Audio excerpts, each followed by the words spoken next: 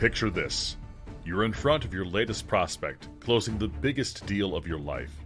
Your pitch decks were perfect. Your scripts, flawless. And when the time came to answer the golden question of, are you ready to move forward? Nothing happened. For everyone who loves sales, this is their worst nightmare. But fear not, because in this podcast, we're unraveling the enigma behind those missed opportunities. From appointments that evaporate to presentations that felt like a Broadway show but ended in awkward silence, we're dissecting it all.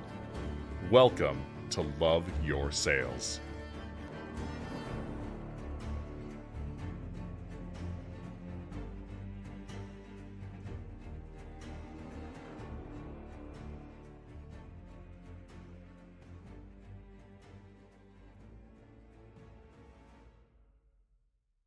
This podcast is presented by GenHead. GenHead leverages AI so small and medium-sized businesses can find their ideal clients to make more sales. Other companies talk about AI, but we are using it every day to drive down marketing costs and increase revenue. Learn more at genhead.com. That's genhead.com. Welcome to another episode of Love Your Sales. I am joined by Randy Chafee. He is the owner and CEO of Source One Marketing, LLC, a respected manufacturer's rep agency with a rich history spanning over 4 decades. Randy has built a reputation for excellence and reliability. In addition to his successful business venture, Randy is also known for his involvement in various industries-related activities and organization. He serves on the board of directors for the National Frame Builders Association and the Buckeyed Frames Builders Association, where he actively contributes to the growth and development of the industry. Randy's passion for communication and sharing knowledge led him to launch the Building Wins Live podcast, which is awesome, by the way, and establish himself as a prominent blogger and writer. Through these platforms, Randy explores topics related to metal roofing, building components, and business strategies, providing valuable insight and advice to his audience. Recognizing the importance of building a personal brand, Randy has been cultivating the Randy Inc. brand long before it became a popular trend. His commitment to developing genuine relationships with clients and partners is deeply ingrained, a value he learned from his father at a young age. As a salesman and entrepreneur, Randy has always prioritized offering value first and foremost. Randy, I am so excited to have you come on and talk with me because really what we're going to be talking about is building that personal brand. So welcome. Well, thank you, Leanne. Appreciate that. And thanks for having me on. And, we talked off air about what we wanted to talk about. And man, this is right in the wheelhouse of what I enjoy. I mean, I love my industry, right? And I love my products and my manufacturers and obviously my customer friends. But you just nailed it. The building that personal brand is so important. And it's so missed by so many really, really good salespeople.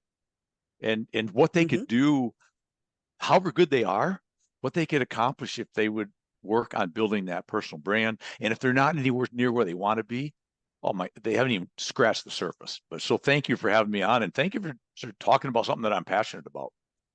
Yeah, it for those who have really started or those who have locked in how to do that. It feels like, well, God, it's so obvious. Why aren't you doing this? But there is a large, majority of people out there who are not leveraging the world that we live in now, social media, the networking, and you had said a phrase here that I was like, oh my God, that's so, the social force multipliers. Is that the phrase you used? I just use force multiplier in general, but you can add social to it. But everything that we're doing and everything you and I've talked about, and when you was on Building Wins Live not long ago, we talked about the same thing.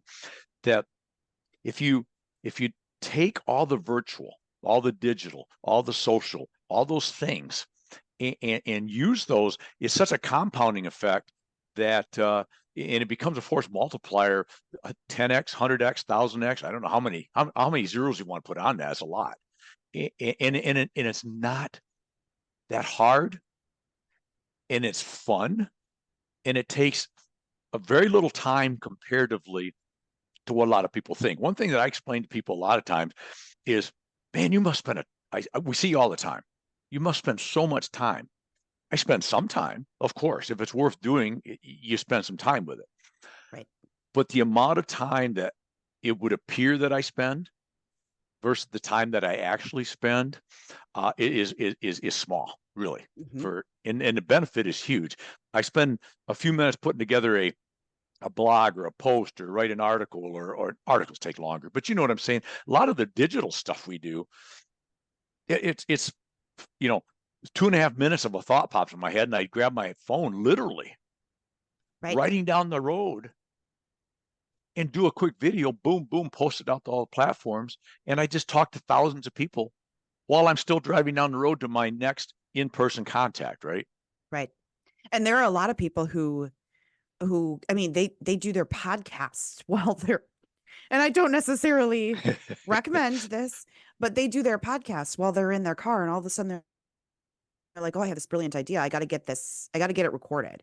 But you're right. There's people who out there and they're like, oh my God, how much time do you spend creating all this content? Cause you're all over the place, Leanne. I see you on TikTok. I see you here. And I'm like, yeah, but you can create one really solid piece of content and then slice that up and put it everywhere.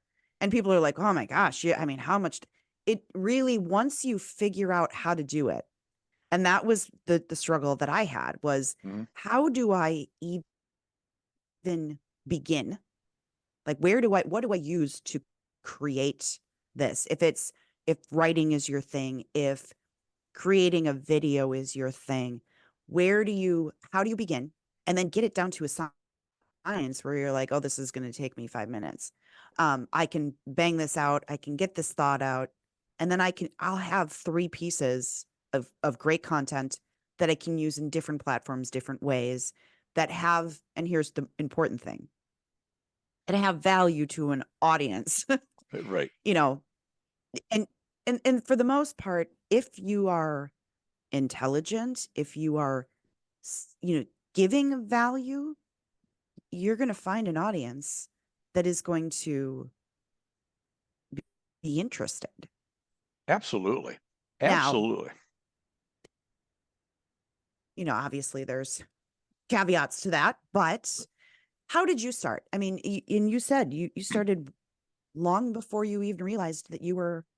Well, I'll tell you, the very first bit of brand ambassadorship that we did was way back, and I'm going to say way back 20 years ago, which is way back in the world of what we're talking about, right? We developed this, and it's a really funny, quick story. So my business manager of my agency also happens to be my wife, and she came up with this really brilliant idea. We was going to give away these little apothecary jars with candy in them, with the Source One marketing logo, and one of my taglines, which is, "If we ain't got it, you don't need it," because I just thought that was funny and kind of to the point, right? Because I used that with a customer once when I said, well, you don't need that. And I said, well, what do you mean I don't need that? I said, because you don't need that. And they go, I still don't understand, because I don't have it. I ain't got it, so you don't need it. It was a joke type thing, right? And so we took that and put it on there. So we was branding it, and idea was to just put it out for Christmas, right? A little gift to give to all the sales guys at a location and all that. Well, quickly we came upon, why don't I just refill these every time I call on customers? And so we started buying the great big bags of hard candies, right, that I could pack in a suitcase, or if I'm traveling from home office, for example. I started going in and filling up their jar every time I'm in. It became a thing. I mean, sometimes I'd walk in and they'd literally set it out on their desk, right? They'd call up, and it was working, Leanne, when I'd had a customer one time, remember, they called up and they said, we got a real problem. I said, Well, it was a customer I knew pretty well. I said, well, I'm sure you do. You are a problem. But what do you got? They go, my candy jar's empty. I said, so I'll fix that. And then one other time, I didn't get to a customer by the end of the day. I told him I may stop by, I may not, just depends. There was nothing we really needed to do. I didn't make it. So I sent him a text, says, I'm not going to make it. He goes, well, that's too bad. I mean, really didn't need anything other than my candy jars empty. So I went to a Dollar General or someplace. No, it wasn't. I think I went to a Walmart, and I elevated my game slightly from Dollar General. So I went to Walmart and I got a little bag of candy, and I went and I set it by the front step and put a card on it. And I had a little stapler in my car. I stapled my card to it, and I sent him a text. I says, make sure you go by your front door the first thing in the morning before anybody else does. And so I still left him the candy. So that's my first start with this idea of building the identity of Randy. And really probably actually, as I think about it, Leanne, it might go back a little before that now that we're talking, because my website, I have several for the rep agency, but the one that I use for everything is ibuyfromrandy.com or .net or whatever else dots we got. And because what's the most important thing? And I use this as a joke, right? What's the most important thing for you to remember? Well, I buy from you. Yes, Right. I buy from Randy.com. That's all you got to remember. So that was probably actually, as I think about it, even slightly before the apothecary jars. So, and then from there, it just made sense to just, and this is an area that if your personality is such that you're hesitant to think this way, you got to get over it. But it's okay to be a shameless self-promoter if you do it the right way and you do it with the right intention. I absolutely agree. If you're doing it the right way, people like you. Mm-hmm. If you're doing it the wrong way, people are usually running from you. Right. But if you're doing it, and that's what you're explaining is a shameless self-promoter, but you're doing it in a way that people are like, oh, I like Randy. Like I buy from Randy. And there's that a little bit of humor in that. There's a little bit of, and they know every time somebody grabs a piece of candy out of there, they know where it came from. You're top of mind at that point. Absolutely. Always. You're always top of mind. And that those little gimmicky things like become part of their routine, part of their day. They become, and that, I mean, it's brilliant. There's no way around it. It's absolutely brilliant.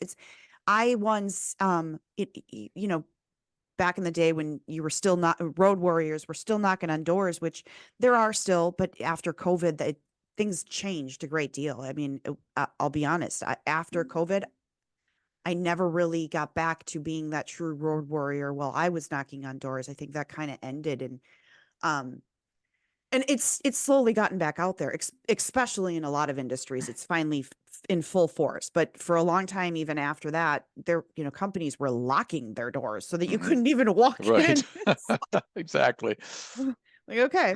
But, the tchotchkes that my company at that time would give me were like these pens that had like, a little person with the hair, like, well, and then I had one that was a back scratcher, right? And I had a client that became a client call me like 6 months after I had dropped off this stupid back scratcher. And he goes, I'm calling you. And he goes, you want to know why? My 3 sons were in the back, all arguing and driving me crazy. I was ready to just kick them all out of the car on the way home. And he goes, and then I saw this stupid back scratcher that you had given me. And he goes, and I threw it back into the back car. And I'm like, just play with this. And he goes, and they all shut up. And they all were now playing with this back scratcher. And he goes, man, I really should call her. And I was like, seriously, that's how I got this appointment? That's amazing. But it's those things that keep you top of mind. They do. And I'm not, again, like, yes, those stupid little tchotchkes, but it is that consistency of like, here's something, here's, and every company tries to find that perfect little stupid tchotchke thing or whatever it might be. But it truly is when you're consistent. And again, I'm also talking about like the company branding, but you need to find what your personal brand is. Mm-hmm. What sets you, and everybody who knows me knows that I love the color purple, right? Mm-hmm. My logo is purple. I had my hair dyed at one point, not my whole head, but I had a streak of purple in my hair. The heart, which came out of my last name, lovely. Mm-hmm. All of that, like it's me. That is totally my, when I do postings on LinkedIn, I have a heart, I have, purple. Those are the things that help people stand out in some Right. way. Exactly. And it's, and another really good example as you was talking, thinking about the Chotsky stuff. One time we got this little Robo Randy, I call him. There's one of those little, remember Gumbo or Gumby or whatever? There's this little Yes. robot like guy, you could flex his arms.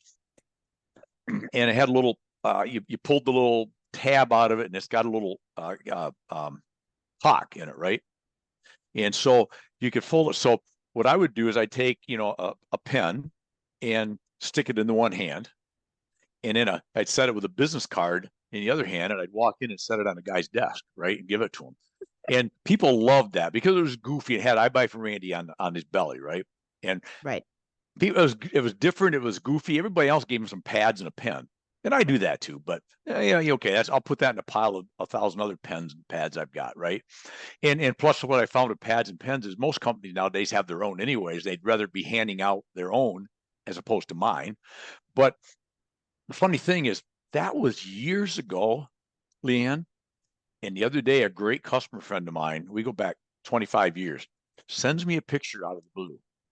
He says, "Look what I found." And it's Robo a Randy. picture of this. And it was like, so I posted it because it was Right. like, this works. Absolutely. And people they'll keep, there was times where I had like Mm-hmm. so many mugs from so many different companies. And don't get me wrong, like most of them are like these cheap mugs. Mm-hmm. And there's a time and a place where you go out and you invest in, for your clients or your customers, the nice ones, Right. because they will keep the nice ones and Mm-hmm. your branding will exist for a long time running. Or it's the goofy stuff that they're like, oh my God, I can't get rid of this. Exactly. It's too awesome. Like, and there were stuff that I had from years ago that I was like, I just can't. I mean, Yeah. Yeah. You're never going to get rid of that. like it's, there's just goofy things where you're like, oh, I don't know. Why would I throw it away? It's funny. Mm-hmm. It's, my daughter always tries to steal it, but those are like, anyways, okay. We're getting on a tangent. So let's talk more now, like, because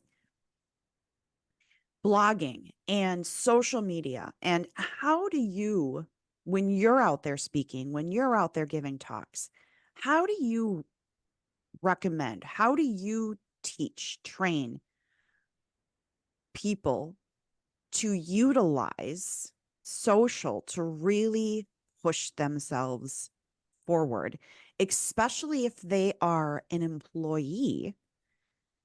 How do you, explain that you don't have to just brand yourself as an employee, but you can level up as an individual selling a product for a company? Well, a great question. And it's so key to remember. It's like basic 101 in sales. People buy from people. Even if it's B2B, which is the world I live in, it's still P2P. There's still a buyer, whatever title they have, and there's still a seller, whatever title we have. But it's still you and me at the end of the day, unless it's these $1 trillion sealed bid deals, and that's a whole different game. But that's not what any of us would do. It's still people buying from people. So I think, a statement that I wish I could remember to give him credit for, but if all things being equal, people buy from who they like, know, and trust, right? And I think that's very true. All things being equal, they're not going to buy from you even though you're 700% higher, regardless, right? There's factors, but the more relationship building we do, the less it becomes transactional. Because the problem we all have in the sales world, right? That's one of the scariest words there is that T word, transactional. If all we become is a transaction, we always lose on that. Because either we won today, and I'm getting off the subject, but we won today because we just happen to be too cheap, apparently, or whatever the case may be. But we're only going to have that business probably until the next salesperson comes in that's a little bit cheaper, because there's no draw to buying from Randy or for buying from Leanne, right? So we have to very quickly develop a persona and continue to foster that persona, that and you develop it by doing, not just telling, but you got to do it, but you also got to tell that you're doing it in a way that's not in their face. And that's where social media, I think, becomes so powerful. I think it's where blogging and writing and doing talks at shows, if you get a chance, wherever that expertise takes you, the more you're in front of people and in a non-intrusive way, in a non-sales way. In other words, stop selling and just be there as that expert, that trusted advisor. We use that term a lot, and I think it's very true. The more we do those things in front of people with no sales efforts right now. I'm not trying to sell you anything. I'm just here to talk to you all today about X, whatever X is. I think the more we do those things, the more we naturally build our personal brand. And when I'm talking about building a personal brand, I never, whether you're work for a company or you're an independent agent, as I am, you always have to respect the wishes of who you work for, whether it's contractually, as I do, or I guess contractually too, but as a salesperson for a particular company, as an employee, you still got to honor those wishes, and maybe fight those a little bit if you need to, if they don't understand what you're trying to do. But as far as you can go with that, and maybe a little farther, you really need to push their brand, right? But also my brand, because the example, my rep agency is Source One Marketing. I never call them and say, "Hey, this is Randy with Source One Marketing," ever. Say ever, probably ever. It's always just Randy, Right. because the brand is just Randy. Hey, this is Randy, right? And this is getting way. So I don't think I'm Michael Jordan, but in the sports world, in the entertainment world, that's the ultimate, right? Is if you say Michael, you know who you mean. If you say Magic, you know who they mean. You want to try to get to a point in your little niche, right? That thus my website, I buy from Randy. Right. I can't even remember what the name of his. I know the manufacturers, because if I'm doing my job, I'm also going to be promoting my manufacturers. Why would you not? They're big names. You want to use all the marketing they do as well, right? To coexist, to cross-pollinate with each other. But most people would say, I think I know a guy, I'm going to call Randy. And I think if you do it long enough and you do it well enough, and you never are, it's like the chase for perfection. We're going to always chase it and we'll never reach it, because it's a line in the sand that continues to move, and it should. That makes us get better. But if you're doing it and chasing perfection as much as you can, one of my favorite calls I get, Leanne, is when they'll call and say, "Hey, Randy," but we'll do a little chit chat. Say, I assuming you probably don't have this, maybe, but I know you're the guy to call to find out. Either A, do you, or can you help me figure out where to get it? I will jump on that. I'll call competitors. I'll call anybody I can call to try to get that information for them, because that to me is probably one of the best calls you're going to get. Okay, I'm a sales guy. Outside of, "Hey, I'd like to order 3 truckloads of your product." That's kind of the best, right? Let's be honest, right? But beyond that, because that tells me that they believe in me, they trust me, and they believe the two things that I want them to get out of any social media, any virtual, any digital, any in-person stuff that I do is I am fun, friendly, a good bit quirky and goofy at times, but I'm a pro and I know what I'm doing and I'll take care of you. And if I can get that across, and so everything that I do in any social media, digital writing, anything that I do is always geared to that end game. And as long as you keep doing that, um, you'll just continue to grow your reputation, I guess, within your industry Right. and be the go-to person. And that's really what you want to be, right? Right. And you said reputation, and that's what it comes down to, is if you're creating a reputation for everything that you just explained, the go-to person, the trusted advisor, the person that knows the guy or knows where to go to get that's the spot where you want to be, always want to Mm-hmm. be, right? Even Absolutely. if somebody's calling you knowing that you don't have what they need, but they know that you know where to go, who to call, what to do, how to get it. That's spot on. Mm-hmm. Yeah, And you can't get any better than that, no, really. no. And those are the calls that, I still, I come from an HR world, right? I'm Mm-hmm. still getting people calling me going, "Hey, can you help me solve this HR problem?"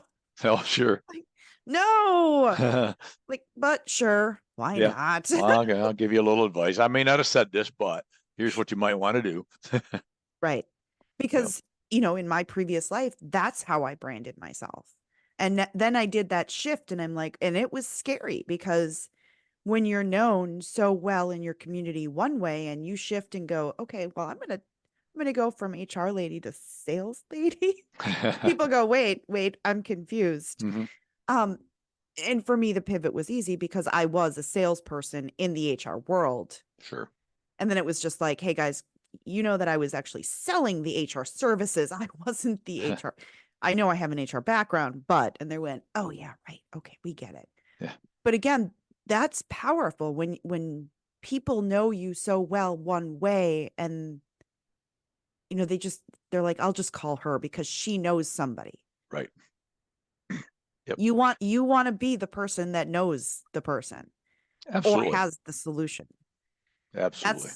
That's when you've gotten to the next level. Right. And it's so, and you can't even begin for people that want to quantify everything. And I get the reasons for doing that. And I'm not as much of a quantifier as maybe I should be, and maybe as some people are.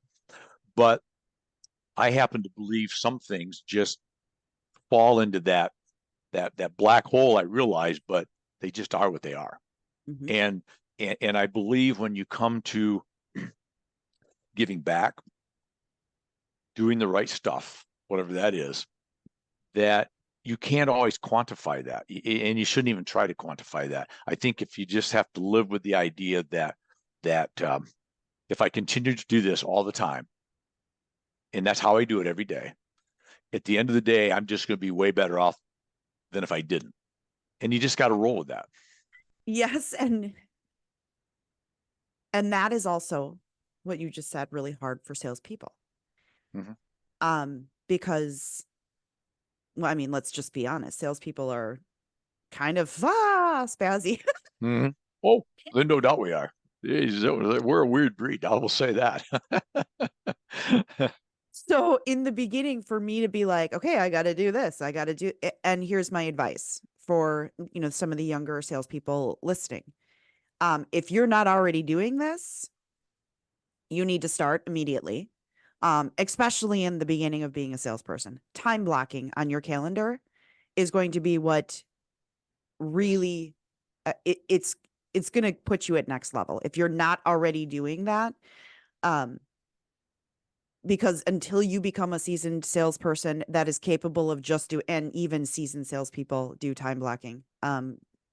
I still have to do it. Otherwise, I'm not functioning. I'm going, where am I supposed to be right now? And I've got 3 million things going through my head, and the fun stuff always goes to the top, and the stuff that is not as Right. much fun, never seems to get done. Because that's the way that salespeople think, is that we'll do the stuff that we enjoy doing and we'll push off all the other stuff. And usually for salespeople, that's cold calling. That's their prospecting. We're always chasing, oh, this one I know is going to close. So I'm just going to follow up. Well, what happens with that is your pipeline then dries up and you're wondering why in 30 days, 60 days, 90 days, you have no prospects. Right. But time blocking is one of the most important aspects to being successful. And that means, hey, if you need to put an hour to the side to create your material, and if you work at a company, here's what's great. Your company probably already has intellectual material that you can use for posting on social medias and platforms. You just need to put your own spin on it. Put your own verbiage to it. Put your own fun flair to it. Right. And then your time blocking for your cold calling, your time blocking for your contract writing, following up, and all of that other fun stuff. And so I don't know how I got down that tangent, but No, it's a great point though, because I time block every day. Yep. That doesn't mean, because one of the things that's in my phone every morning at 7:30 automatic, doesn't mean I do anything with it at 7:30, but it's a reminder to myself that whatever I did the night before, which is at 7:30 in the evening, is prepare, because I always believe in prepping. Today started yesterday, if not before, but at minimum yesterday. Yeah, if you get up at whatever time and get a few coffees, and it's about 7:30, I suppose. What should I do today? Well, you've already lost. Well, you're not going to be near as effective as you could have been, right? So I'm still in bed. You're an early bird. I'm a little bit. But the point is, I like to prepare, or make sure I'm prepared the night before. Now, if I'm doing it right, and I don't always do it right, but if I'm as prepared as I should be, I may have to do nothing but look at that and go, are you prepared for the morning? I look at my calendar tomorrow. Yep. Good for that. I've got that ready. That's on my desk. I know I've got to be up at 7 o'clock or 5:45, whatever the case is, right? You're going, no way. But when the morning comes, I have adapt. And that's to remind myself that I may block off things, for example, because I'm a believer that he who adapts wins. And as focused as we need to be, and as important as we need to be with focusing on the items that are important. For example, if I put in follow up with Leanne on the quote I sent you. Now, if I had an exact time to do that, of course, I need to do that. Right. But if it was like, this is the time I set after I talked to you last week, it'll have given you time to review it, got the samples I sent you, whatever. That's I plugged in to do. That's what I'm going to do, unless 15 minutes before that, this customer sends me a text, says, hey, I'm ready to get this order going, give me a call. Or you got to call me right now, because I don't know what you guys did, but you just screwed me up every which way but loose. I am not. That all of a sudden took precedent, right? Right. That doesn't mean I don't call Leanne. It just means now I slide it over to a different time. Right. That's all. So I think it's important I love the time blocking because I do it. But I always try to do it based on the fact that there's the negotiables and non-negotiables, right? Right. A team's meeting with a manufacturer is pretty much a non-negotiable, even though with that said, they would always understand if I sent them a quick text and say, hey, I just got this guy just called out of the blue and he's losing his mind over something I got to take care of. Oh, got it. Right. Customers come first, right? Right. But I wouldn't just say, well, I got this Teams call that came in with a manufacturer that want to talk about a new price increase, but I'm still going to call Leanne to follow up on a quote. No, I'm going to take the Teams call because that's a non-negotiable at that point. So I think you're right, though. The time blocking is because if you don't, you're right. We by nature, believe me, if you give me, I try to live a very fit, healthy lifestyle. I like living that way. But if you give me a choice between a Hershey's chocolate bar and a yogurt, I'm going to probably take the Hershey's chocolate bar. Right. Okay. And you're absolutely right when you say the non-negotiables and the negotiables. There's what I like to say is the revenue generating tasks need to take precedence. Right. Customer satisfaction, customer, that is a revenue generating like that is absolutely first and foremost keeping your clients and your customers happy, or they won't stay. So Right. that goes in the bucket of revenue generating tasks. Right. Though, and that is how I organize my brain. What are the tasks that are revenue generating, but what is also, as an entrepreneur, what are the tasks that keeps my business running? Mm-hmm. So there's also a level of priority. Like, Right. I have to do a certain thing as an entrepreneur. Now, if you're an employee, you don't have to worry about those things.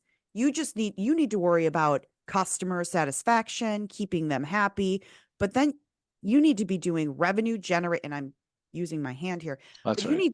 you need to be doing revenue generating tasks at as much as you possibly can, and staying away from getting in the weeds of, oh, I need to go and research this client before I call them so that I understand them. And you haven't even made your first call. And an hour later, you're still on their website, or wait, you got lost looking at a cat video. Now your boss is wondering why you haven't made a single call. And trust me, we've all done it. Mm-hmm. Yes, we have. Maybe it's not a cat video. Maybe it's a dog or somebody making, hacks, Yep. household hacks, whatever it might be. Yes. We've all gone, oh crap, I just You, wasted an hour when my intent was just to simply see what this company does. you know what my worst one is right now is because I have some customers that I follow on TikTok, right? And I do Right. some stuff on TikTok, and I'm okay until I see Caitlin Clark video come up playing basketball. I'm going to lose an hour if I don't watch what I'm doing, because I'm going to watch every single one, because I'm so amazed at the talent of this young lady, right? Right. And I watch one, and then it becomes, well, there's another one. Oh, well, there's another one. Well, there's another one, and it's all of a sudden, what did I get on here for? Now I've so I'm as guilty of that as ever. I mean, and I don't know about you, but an hour can fly by awful fast when you get to doing that stuff. Oh yeah. Oh yeah. I look at the clock and I'm like, oh my, I'm going to be late. I've got something that I've got to do. Exactly. And I was supposed to block this for cold calling. No, exactly.